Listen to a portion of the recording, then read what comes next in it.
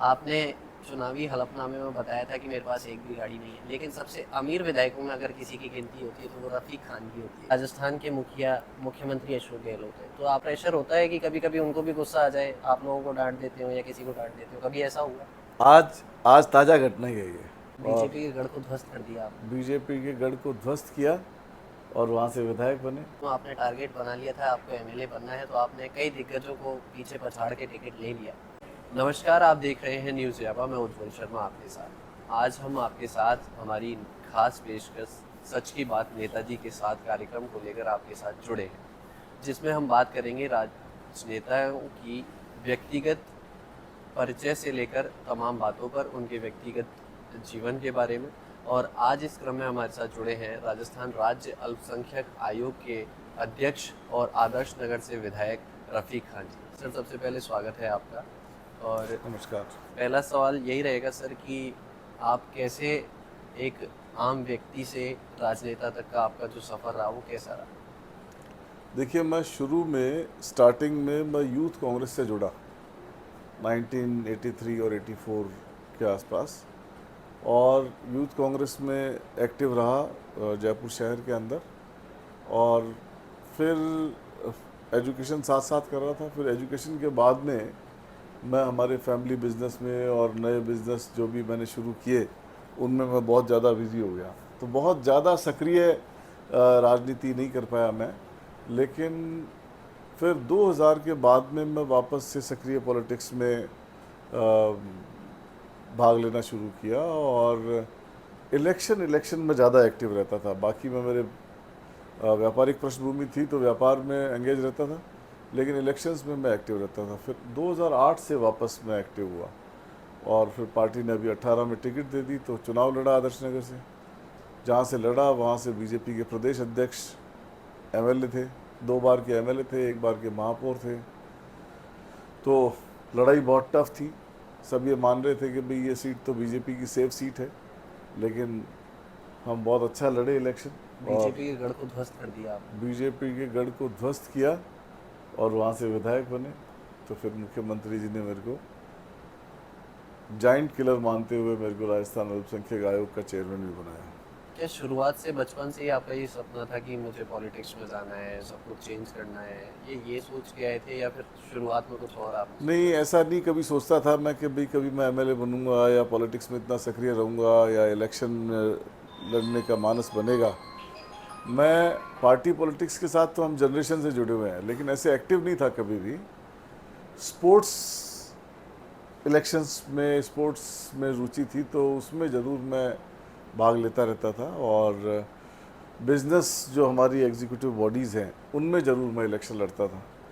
तो कुछ इलेक्शन में गोल्फ क्लब में लड़ा, फिर हमारे federation of Rajasthan trade and industry में लड़ा, गवर्नमेंट एक्सपोर्टर एसोसिएशन में लड़ा। तो वहाँ लड़ते लड़ते सब लोगों ने कहा कि नहीं, अपना एक आदमी एक प्रतिनिधि तो सरकार में होना ही चाहिए। तो ऐसे करते करते सब ने ये मानस बनाया कि भाई आप अप्रोप्रिएट आदमी हो और आप ही लड़ो। तो सब ने मिलजुल करके, व्यापारिक साथियों ने और दोस्तों ने मिलकर ये तय किया कि अपन कोशिश करते हैं कि अपने को टिकट मिले। क्या तो फिर आपके टिकट भी मिली और चुनाव भी जीते। क्या आपके जीवन में कभी ऐसा मौका आया कि एक टाइम होता है जब जिस फील्ड में हम होते हैं कि हमें अब राजनीति छोड़ देनी चाहिए या जो भी प्रोफेशन होता है, तो आपके जीवन में कभी ऐसा मौका आया कि उतार चढ़ाव कि मुझे अब कभी राजनीति नहीं करनी? कभी ऐसे हालात पैदा होते हैं जब जब कभी आदमी किसी बात से हर्ट हो जाता है और उसको ऐसा लगता है कि इतना काम करने के बाद भी जो एक्सपेक्टेशन है वो रिजल्ट नहीं आए, या जिसके प्रति आप काम करो उसका आपके प्रति बहुत ज़्यादा वो नहीं दिखे, या जिस पब्लिक के लिए आप काम कर रहे हो, तो मन में कभी कभी ऐसी फीलिंग्स आती है। लेकिन चूँकि मैं स्वभाव से बहुत स्ट्रॉन्ग मनोस्थिति वाला आदमी हूँ, तो हर चीज़ से ओवरकम होना मेरे को आता है। आपने कहा कि आपने जो टारगेट बना लिया उसको पूरा किया, और मैं अगर इसमें एक बात जोड़ दूं, आपने टारगेट बना लिया था आपको एमएलए बनना है, तो आपने कई दिग्गजों को पीछे पछाड़ के टिकट ले लिया। नाम तो नहीं लूंगा, लेकिन आपने ये भी टारगेट बना लिया था कि आदर्श नगर से विधायक बनना है, और आपने वो पूरा किया।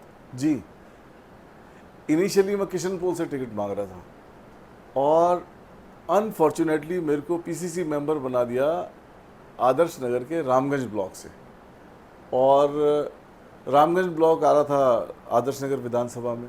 तो आदर्श नगर में जो लोग टिकट मांग रहे थे और जो पहले से कार्यकर्ता थे, उन्होंने मेरे को आदर्श नगर में एस्टेब्लिश करने में उन्होंने बहुत महत्वपूर्ण भूमिका निभाई, और उन्होंने बार बार आदर्श नगर एम्फेसाइज किया। और unfortunately Adarsh Nagar, unfortunately for the leader who expired, जो पहले यहाँ थे, और मेरे लिए ऐसा कि भी एक ऐसा इत्तेफाक था कि कॉन्स्टिट्यूंसी खाली थी, कोई एमएलए नहीं था, सिटिंग एमएलए था नहीं। तो फिर मेरे को पार्टी ने भी आदर्श नगर से कंसिडर किया, और मेरे दोस्तों का भी रुझान यही था कि हम आदर्श नगर से लड़ें। तो हम सब ने मिलकर के इलेक्शन लड़ा। जब आपको इलेक्शन लड़ते हो तो एक आदमी का काम नहीं होता, एक टीम वर्क की तरह लड़ा जाता है, टीम स्पिरिट की तरह लड़ा जाता है, टीम की भावना की तरह लड़ा जाता है, एक फौज की तरह लड़ा जाता है। और फॉर्चुनेटली मैं बहुत लक्की आदमी हूँ कि भाई मेरे दोस्तों का और मेरे जो कॉन्स्टिट्यूंसी में कार्यकर्ता हैं उन सब का इतना स्ट्रॉन्ग होल्ड और इतना प्यार मोहब्बत है कि अब मेरे को लगता है कि हम इस बार ये सीट और भी अच्छे मार्जिन से जीतेंगे। हाँ, साथ तो था, तभी आप 12,535 वोटों से जीत कर आए। एक बात और सर, मैं जब आप पे रिसर्च कर रहा था तो मुझे पता चला कि आपने चुनावी हलफनामे में बताया था कि मेरे पास एक भी गाड़ी नहीं है, लेकिन सबसे अमीर विधायकों में अगर किसी की गिनती होती है तो वो रफ़ीक खान की होती है। इस पर क्या कहें? मेरे जो कंपनीज है और मेरे जो ब्रदर हैं, भाई हैं, हम लोग जॉइंट फैमिली हैं, और जॉइंट फैमिली में ऐसा कभी मेरे को इंडिविजुअली ऐसी कभी ज़रूरत पड़ी नहीं। और फॉर्चुनेटली इत्तेफाक ये है कि मेरे को कभी शौक़ भी नहीं रहा कि मैं ये गाड़ी बदलूं या वो लूं या ये घड़ी पहनूं, या मतलब मैं वो आदमी रहा जिसकी जेब में 1 रुपया नहीं होता है। अब पॉलिटिक्स में आ गए तो वो मेरे साथ वाले ही ज़रूर जेब में पैसा रखते हैं।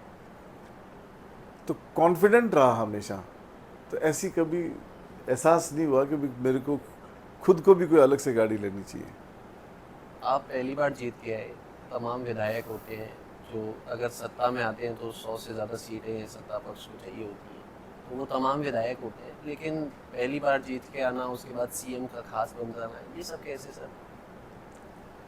देखिए, ऐसा है कि सीएम की नज़र रहती है जो भी आदमी वर्कहॉलिक होता है, और सीएम ने जब मेरे को छोटे से टास्क से लेकर के बड़ा सा टास्क दिया, और जब जो भी टास्क दिया मैंने उसको बखूबी निभाया है, और उसमें कोई कमी मैंने नहीं रहने दी।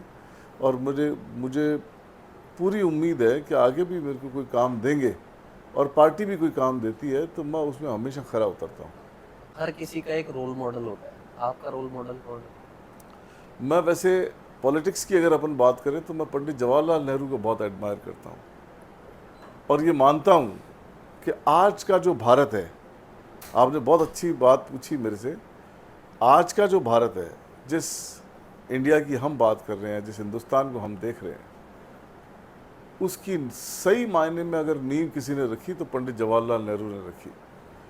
और पंडित जवाहरलाल नेहरू वो शख्सियत थे जिनका विजन था कि हम यूरोपियन कंट्रीज से कम नहीं हैं, हम अपने देश को डेवलपिंग कंट्री में शामिल करेंगे और डेवलप्ड कंट्री में लेके जाएंगे। तो मुझे बड़े अफसोस के साथ कहना पड़ रहा है कि जब ये बोलते हैं कि इन्होंने क्या किया, तो मैं आजकल बुलंद आवाज़ में बीजेपी वालों को जवाब देता हूँ कि ये जो जितनी भी तुमने ये सामान बेचे हैं ना, और बेचने जा रहे हो और बेच रहे हो, वो तुम्हारे पिताजी नहीं बना के गए, वो पंडित जवाहरलाल नेहरू ही थे, वो कांग्रेस पार्टी थी जिसने इन सब चीज़ों की नींव रखी।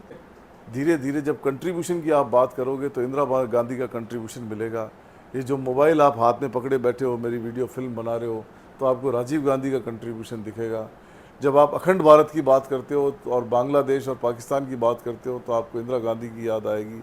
जब आप आर्थिक विकास की बात करते हो, इकोनॉमिक सेक्टर में आप अपना एक नया आयाम तय करने की बात करते हो, तो आपको मनमोहन सिंह जी की बात याद आएगी। जब मनमोहन सिंह जी के समय डॉलर 50 रुपये क्रॉस कर रहा था, तो स्मृति ईरानी और ये बाकी इनकी नेतानियाँ और ये प्रधानमंत्री जी ये कहते थे कि डॉलर गिर रहा है, रुपया गिर रहा है, डॉलर बढ़ रहा है। अब वो 50 रुपए से क्रॉस करने वाला डॉलर 84 रुपये 83 रुपये हो गया, 80 रुपये के पार। 60% से ज़्यादा इंडियन करेंसी का डिवैल्यूशन हो गया। आज उनको बातें याद नहीं आ रही है। एक सवाल और रहेगा सर, जैसे घर में मुखिया होता है, उसके पास कई चीज़ों का दबाव होता है। अक्सर उसके लिए अगर कोई घर में गलत काम करता है तो डांट भी पड़ती है, हमें भी पड़ जाती है हमारे घर। तो आपके मुखिया, राजस्थान के मुखिया मुख्यमंत्री अशोक गहलोत है, तो आप लोग जैसे मीटिंग्स होती हैं, कभी कुछ होता है तो कुछ ऐसा प्रेशर होता है कि कभी कभी उनको भी गुस्सा आ जाए, आप लोगों को डांट देते हो या किसी को डांट देते हो, कभी ऐसा हुआ? आज ताज़ा घटना यही है। आज ही मीटिंग थी हमारी और किसी बात पे लेके मुख्यमंत्री जी ने थोड़ी सी नाराज़गी व्यक्त की। लेकिन ये जब मुखिया परिवार के अंदर मुखिया होता है तो परिवार को सुचारू रूप से चलाने के लिए ये सब बातें होती रहती है, नॉर्मल प्रैक्टिस है। और हम उस बात को एक ज्ञान के रूप में, एक नॉलेज के रूप में और आगे अपने आप को सही करने के रूप में, एक लेसन के रूप में लेते हैं, ताकि हम अपने आप को आगे के लिए करेक्ट कर सकें, पार्टी को मजबूत कर सकें। और इंटेंशन एक ही होता है मुख्यमंत्री जी का कि इस बार सरकार जरूर लानी है। मैं चाहता हूं कि मेरे साथ में रहने वाला एक एक विधायक भारी मार्जिन से जीत के आए, ताकि ये जो बात हो रही है, प्रेसिडेंस चला आ रहा है कि एक बार बीजेपी एक बार कांग्रेस, प्रेसिडेंस को बदलना है, इतिहास बदलना है और कांग्रेस की सरकार दोबारा फिर से लानी है। इस बात को लेके हम सब कटिबद्ध हैं और कोशिश में हैं कि इस बार फिर से राजस्थान में सरकार बनाएं। एक आखिरी सवाल रहेगा, वो हमारे चैनल से जुड़ा रहेगा कि आपको अगर इस इंटरव्यू कैसा लगा और कैसे सवाल लगे, वो आप हमको। देखिए, मैं बहुत मीडिया फ्रेंडली आदमी हूँ और सवाल पूछने में आपने कोई कमी नहीं रखी। आप कोशिश ये करते हो कि आदमी सवाल देता हुआ थोड़ा बौखला जाए, लेकिन मैं चूँकि मीडिया फ्रेंडली हूँ और मेरे को बड़ा मैं रेस्पेक्टफुली क्वेश्चंस को लेता हूँ और ये कोशिश करता हूँ कि जो सवाल आपने पूछा उसके लिए मैं न केवल आपको सेटिस्फाई करूँ, बल्कि पूरे दर्शकों को ये लगे कि जो बात पूछी गई है उसका प्रॉपर जवाब जनता के बीच में गया है। और ऐसा अगर चला जाता है तो मैं समझता हूँ कि आप भी कामयाब हैं और हम भी कामयाब हैं। बिल्कुल, बहुत बहुत शुक्रिया सर। ये थे हमारे साथ राजस्थान राज्य अल्पसंख्यक आयोग के अध्यक्ष और आदर्श नगर से विधायक रफीक खान जी, जिन्होंने अपनी जीवन से जुड़े कई पहलुओं के बारे में हमको बताया और आपको भी बताया। और तमाम ऐसी अपडेट्स के लिए आप बने रहिए हमारे साथ। तब तक के लिए नमस्कार।